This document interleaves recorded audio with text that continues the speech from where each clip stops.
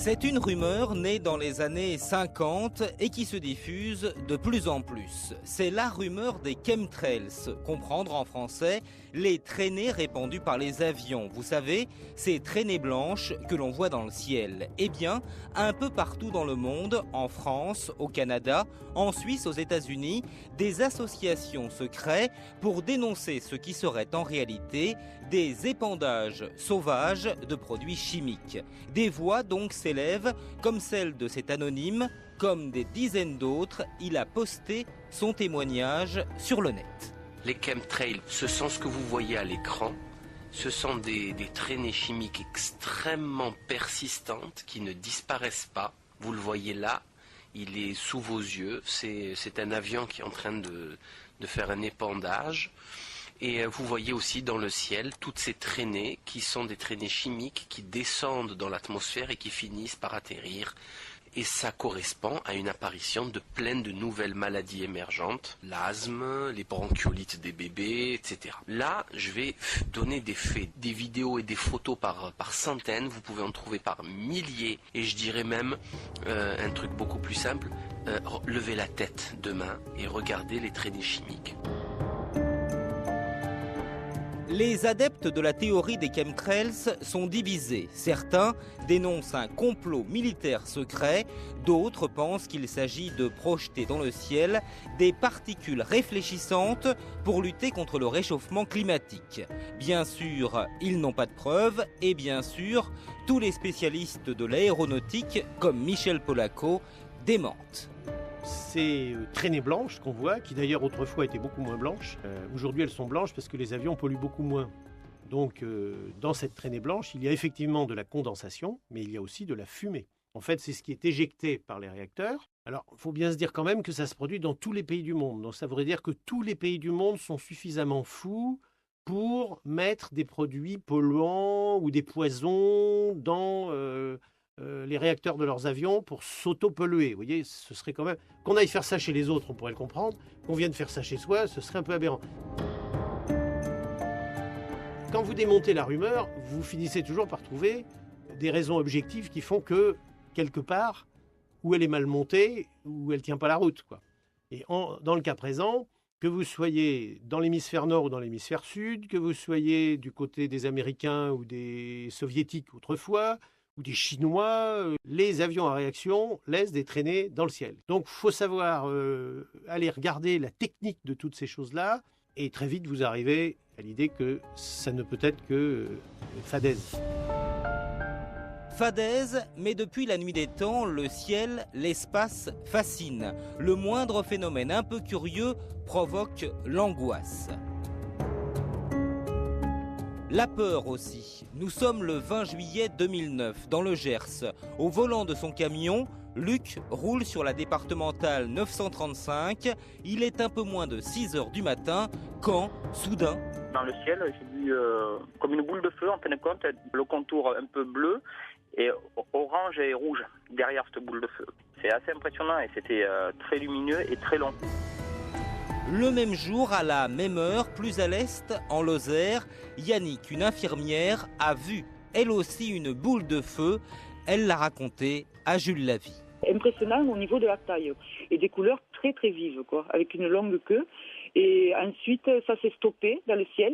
Ça a stagné dans le ciel et il y a un point vert qui est parti, mais à une rapidité impressionnante. Ce témoignage ne surprend pas Jacques Patenay. C'est un spécialiste qui, pour le CNES, recense les phénomènes spatiaux non identifiés.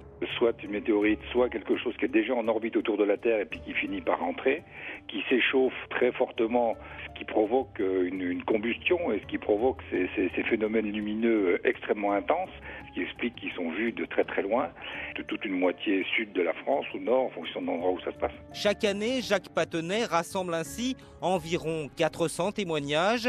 La plupart du temps, tout s'explique, mais une poignée de cas demeure inexpliquée et c'est ainsi que naissent les rumeurs.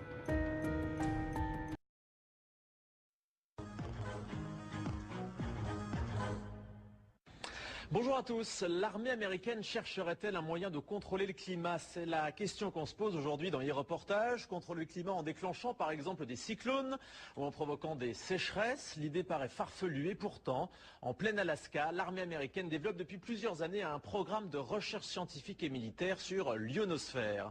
Alors fantasme ou réalité, voici l'enquête d'Audrey Avram sur un récit d'Adrien Pinon. Et si un jour nous pouvions contrôler le climat? Nous sommes en Alaska, au milieu des glaces. Derrière ces grilles, sur plus de 20 hectares, se trouve une base de l'armée américaine. De loin, on distingue une forêt d'antennes de plus de 20 mètres de haut. Il y en a plus de 80. Officiellement, cette base abrite un programme de recherche scientifique et militaire sur l'ionosphère, l'une des couches de l'atmosphère. Nom de code, HAARP. Un nom qui suscite de nombreuses rumeurs et interrogations depuis des années. On pense généralement que les Américains y étudient le contrôle des communications, voire des phénomènes climatiques. Nick Begich est chercheur. Cela fait 15 ans qu'il tente d'en savoir plus sur les expériences menées au cœur de l'Alaska. Après plusieurs années d'enquête, il est arrivé à rentrer en contact avec l'un des concepteurs du projet HAARP, le physicien Bernard Island, qui veut lui donner accès à des données confidentielles. Ce qui est apparu à la lecture de ces brevets concernait des recherches pour manipuler le climat, des manipulations climatiques, voire même des manipulations de l'environnement de manière très particulière, tout ça pour des applications militaires.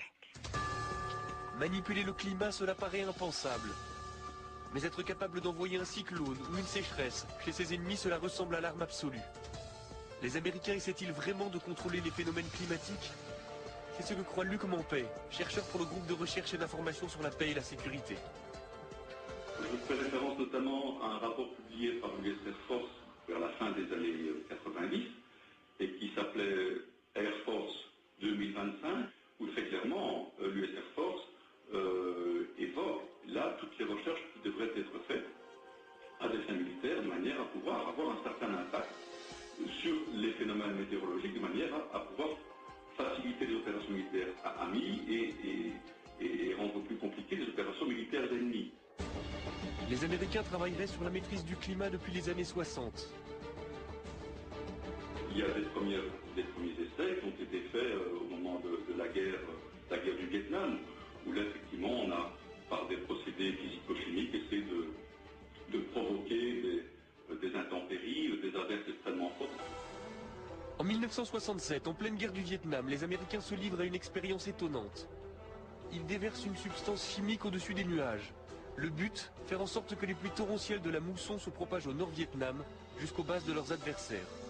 Le plus étonnant, c'est que cela a marché.